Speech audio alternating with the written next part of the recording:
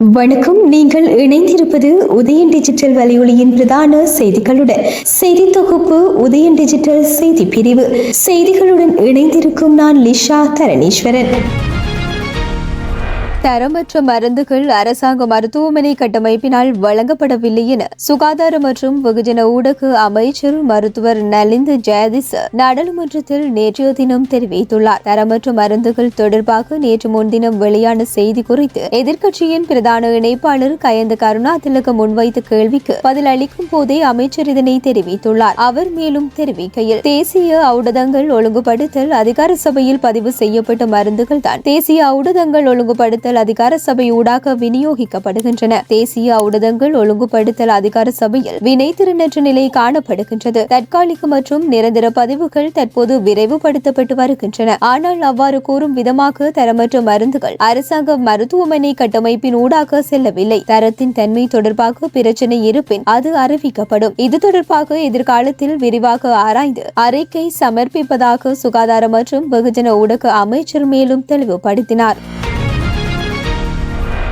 அடுத்த வருடம் முதல் பாடசாலை மாணவர்களுக்கு தைக்கப்பட்ட சீருடைகளை வழங்க அரசாங்கம் எதிர்பார்த்துள்ளதாக அறிவிக்கப்பட்டுள்ளது. கைத்தொழில் மற்றும் தொழில் முனைவு அபிவிருத்தி அமைச்சர் சுனில் ஹந்துன்னெத்தி இதனை தெரிவித்துள்ளார். பண்டாரநாயக்க ஞாபகார்த்த சர்வதேச மாநாட்டு மண்டபத்தில் நேற்றைய தினம் நடைபெற்ற நிகழ்வொன்றில் கலந்து கொண்டு உரையாற்றும் போதே அவர் இதனை தெரிவித்துள்ளார். மேலும் பாடசாலை சீருடைக்கான துணிகளை வழங்கும் போது அதில் பெருமளவிலான துணிகள் வீணடிக்கப்படுவதாகவும் இதனால் மாணவர்களுக்கு தைக்கப்பட்ட சீருடைகளை வழங்கும் தீர்மானத்தை மேற்கொள்ள உள்ளதாகவும் தெரிவித்துள்ளார்.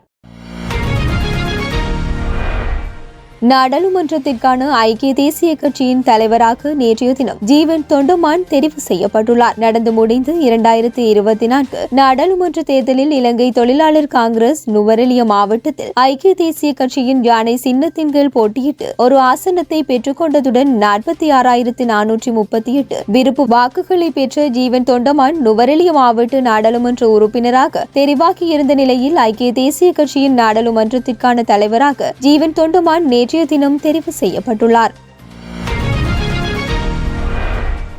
நமது நாடு கடந்த 75 வருடங்களில் பயணித்த திசையை மாற்றி ஆய்வுகள், சான்றுகள் மற்றும் தரவுகளின் அடிப்படையில் நாட்டில் புதியதோர் மாற்றத்தை ஏற்படுத்துவதே அரசாங்கத்தின் நோக்கமாகும் என பிரதமர் கலாநிதி ஹரணி அமரசூரிய தெரிவித்துள்ளார். கொழும்பு மருத்துவ பீடத்தில் நேற்றைய தினம் தேசிய விஞ்ஞான மன்றத்தின் ஏற்பாட்டில் நடைபெற்ற டிஜிட்டல் நூலக மாநாடு 2024 கலந்து கொண்டு உரையாற்றும் போதே இதனை தெரிவித்துள்ளார். அவர் மேலும் தெரிவித்ததாவது, ஆராய்ச்சி மற்றும் அபிவிருத்திக்காக முதலீடு செய்வதை நாங்கள் மிகவும் முக்கியமாக கருதுகின்றோம். ஆராய்ச்சி மற்றும் அபிவிருத்தியில் முதலீடு செய்வது அரசாங்கத்தின் அபிவிருத்தி நிகழ்ச்சி நிரலுக்கு இன்றியமையாதது என்று நாங்கள் நம்புகின்றோம். கடந்த 75 வருடங்களில் நாடு பயணித்து அதே திசையில் அல்லாமல் நாட்டை புதிய பாதையில் இட்டுச் செல்வதே அரசாங்கத்தின் நோக்கமாகும். இது ஆராய்ச்சி, சான்றுகள் மற்றும் தரவுகளின் அடிப்படையில் இருக்க வேண்டும். கடந்த சில ஆண்டுகளாக நாம் எதிர்கொண்டுள்ள பாரிய பிரச்சினை குறிப்பாக உயர் மட்டங்களில் முடிவெடுப்பதில் விஞ்ஞானபூர்வ அடிப்படையில், ஆதாரங்களின் அடிப்படையில், தரவுகளின் அடிப்படையில் முடிவுகளை எடுக்காமல் இருப்பதாகும். இதுவே மாற்றப்பட வேண்டிய ஒன்று.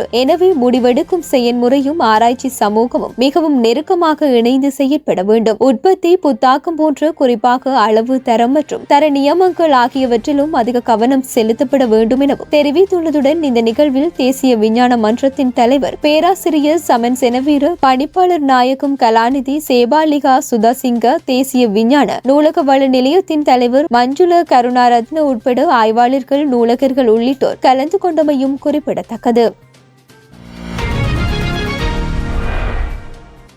யாழ்ப்பாணத்தில் வீடொன்றின் கூரையை பிரித்து உட்புகுந்து நகைகளை திருடிய குற்றச்சாட்டில் 20 வயதுடைய இளைஞன் கைது செய்யப்பட்டுள்ளான். ஏழாலை தெற்கு பகுதியில் உள்ள வீடொன்றில் வசித்தவர்கள் வெளியில் சென்ற சமயம் வீட்டின் கூரையோடுகளை அகற்றி உட்புகுந்த திருடன் வீட்டில் இருந்து 9.25 பவுன் நகைகள் மற்றும் ஒரு தொகை பணம் என்பவற்றை திருடி சென்றுள்ளான். சம்பவம் தொடர்பில் வீட்டாரால் சுன்னாகம் போலீஸ் நிலையத்தில் முறைப்பாடு செய்யப்பட்டதை அடுத்து விசாரணைகளை முன்னெடுத்த போலீசார் அப்பகுதியை சேர்ந்த 20 வயதுடைய இளைஞனை கைது செய்துள்ளனர். கைது செய்யப்பட்ட இளைஞனை போலீஸ் நிலையத்தில் தடுத்து வைத்து விசாரணைகள் முன்னெடுக்கப்பட்டு திருடிய நகைகள் இளைஞனிடம் இருந்து மீட்கப்பட்டுள்ளதுடன் இளைஞனை மல்லாகம் நீதிவான் நீதிமன்றில் முற்படுத்த நடவடிக்கையும் எடுக்கப்பட்டுள்ளது.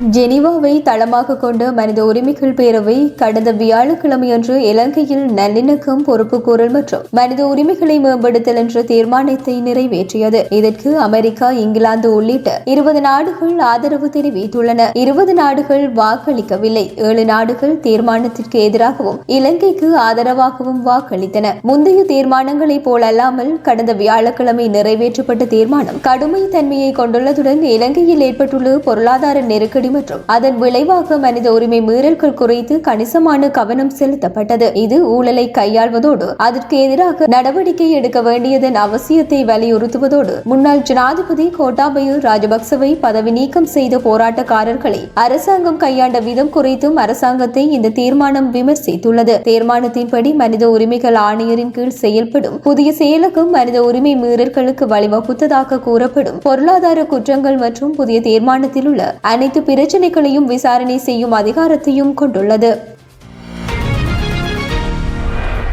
குளிரூட்டப்பட்ட கடகதி ரயில் சேவை யாழ்ப்பாணத்தில் இருந்து கொழும்பு வரையான சேவையினை எதிர்வரும் 30ஆம் திகதி வரை தொடர்ச்சியாக முன்னெடுத்துள்ளது. இதுவரை காலமும் வெள்ளி, சனி மற்றும் ஞாயிறு ஆகிய தினங்களில் மாத்திரம் சேவையினை வழங்கி வந்த கடகதி ரயில் தற்போதைய பாடசாலை விடுமுறை மற்றும் சுற்றுலா பயணிகளின் கோரிக்கைக்கு அமைவாக இம்மாதம் 30ஆம் திகதி வரை தனது சேவையினை தொடர்ச்சியாக முன்னெடுத்துள்ளது. ஒவ்வொரு நாளும் காலை 5:30 மணிக்கு கொழும்பு புறக்கோட்டை புகையிரத நிலையத்தில் இருந்து பயணத்தை ஆரம்பிக்கும் குளிரூட்டப்பட்ட புகையிரதமானது 11:15 மணிக்கு யாழ்ப்பாணம் புகையிரத நிலையத்தை வந்தடைந்து பின்னர் காங்கேசன்துறையிலிருந்து மதியம் 12:34 தனது சேவையை ஆரம்பிக்கும் புகையிரதம் இரவு 7:20 மணிக்கு மீண்டும் கொழும்பு புறக்கோட்டை புகையிரத நிலையத்தை சென்று அடைவதுடன் யாழ்ப்பாணத்திலிருந்து பயணிக்கும் புகையிரதம் கொழும்பு புறக்கோட்டை புகையிரத நிலையத்தில் தனது பயணத்தினை நிறைவு செய்கின்றமையும் குறிப்பிடத்தக்கது. சிரியா நாட்டில் 2011ஆம் ஆண்டு முதல் உள்நாட்டு போர் ஆசாத் தலைமையிலான அரசுக்கு எதிராக கிளர்ச்சியாளர்களினால் நடத்தப்பட்டது. சில ஆண்டுகளாக பெரிய அளவில் வன்முறை எதுவும் ஏற்படாத நிலையில் கடந்த வாரம் மீண்டும் கிளர்ச்சி வெடித்துள்ளது. இதில் சிரியாவுக்கான அல் கொய்தா கிளை அமைப்புடன் தொடர்பில் உள்ள ஹயத் தக்ரீர் அல்சாம் அமைப்பின் தலைவர் அபு முகமது கோருகையில் அதிபர் பசார் அல் ஆசாத்தின் ஆட்சிக்கு முடிவு ஏற்படுத்த வேண்டும் என்பதே இலக்கு என தெரிவித்துள்ளார். இதற்கிடையே சிரியாவில் உள்ள அலப்போ மற்றும் கமா பகுதிகளை கிளர்ச்சியாளர்கள் கைப்பற்றியுள்ளதாகவும் அவர்கள் ஹோம்ஸ் நகர் நோக்கி முன்னேறி வருகின்றதாகவும் இதனால் ஆயிரக்கணக்கான மக்கள் அப்பகுதியில் இருந்து தப்பியோடி வருகின்றதாகவும் தெரிவித்துள்ளார். மேலும் சிரியாவுக்கான பயண அறிவுறுத்தலை மத்திய வெளிவிவகார அமைச்சகம் வெளியிட்டுள்ளதுடன் பொதுமக்கள் முடிந்தவரை விரைவாக சிரியாவை விட்டு வெளியேறுமாறும் அடுத்த அறிவிப்பு வெளிவரும் வரை மக்கள் சிரியாவுக்கான பயணங்களை தவிர்க்க வேண்டும் எனவும் தெரிவிக்கப்பட்டுள்ளது. உக்ரைன் போரில் சமீபத்தில் ஹைப்பர்சோனிக் ஏவுகணை பயன்படுத்தப்பட்டது என்பது தோல்வியை தடுக்க எந்த வழியையும் பயன்படுத்த மாஸ்கோ தயாராக உள்ளது என்பதை மேற்கு நாடுகளுக்கு புரிய வைக்கவே என்று ரஷ்ய வெளியுறவு மந்திரி செர்ஜி லாவ்ரோவ் தெரிவித்துள்ளார். அமெரிக்க பத்திரிகையாளர் டக்கர் ஹார்ல்சன் உடனான ஒளிபரப்பு நேர்காணலில் லாவ்ரோவ் இவ்வாறான கருத்துக்களை தெரிவித்துள்ளார். மேலும் மேற்கு நாடுகள் இந்த நாட்டிலும் இந்த பிராந்தியத்திலும் இந்த கண்டத்திலும் தங்கள் மேலாதிக்கத்தை உலகெங்கிலும் வைத்திருப்பதற்காக போராடுகின்றன என்றும் ரஷ்யா நிலைமையை அதிகரிக்க விரும்பவில்லை என்றும் வாஷிங்டன் மற்றும் அதன் பங்காளிகளுடன் எந்தவொரு தவறான புரிதலையும் தவிர்க்க விரும்புகின்றது என்றும் அவர் வலியுறுத்தினார். ஆசிய கிரிக்கெட் சபையின் தலைவராக இலங்கை கிரிக்கெட் நிறுவனத்தின் தலைவர் சம்மி சில்வா நியமிக்கப்பட்டுள்ளார். இவர் பல வருடங்களாக ஆசிய கிரிக்கெட் சபையின் நிதி மற்றும் சந்தைப்படுத்தல் குழுவின் தலைவராக செயற்பட்டு வந்துள்ளதுடன் ஆசிய கிரிக்கெட் சபையின் தலைவராகவும் செயற்பட்டுள்ளார். கடந்த வாரம் சர்வதேச கிரிக்கெட் சபையின் தலைவராக ஜெய்சா பதவி ஏற்றுள்ளமை குறிப்பிடத்தக்கது. இத்துடன் உதயன் டிஜிட்டல் வலையொலியின் பிரதான செய்திகள் நிறைவடைகின்றன. தொடர்ந்தும் செய்திகளை உடனுக்குடன் அறிந்து கொள்ள எமது உதயன் டிஜிட்டல் வலையொலி பக்கத்துடன் இணைந்திருங்கள். வணக்கம்.